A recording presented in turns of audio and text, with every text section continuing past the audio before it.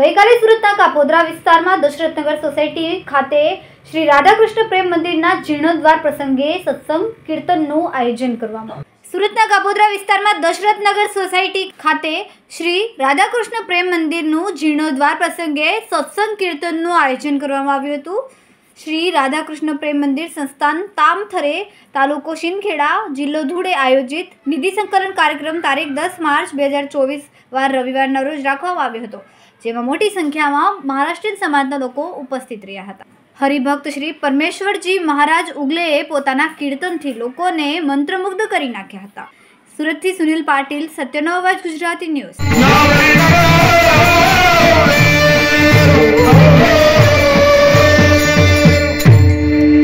सेवेलागी सेवक झालो तुमच्या लागलो निज चरणा। आओ स्वामी तुकया देवा यावरी न करावा अभेद।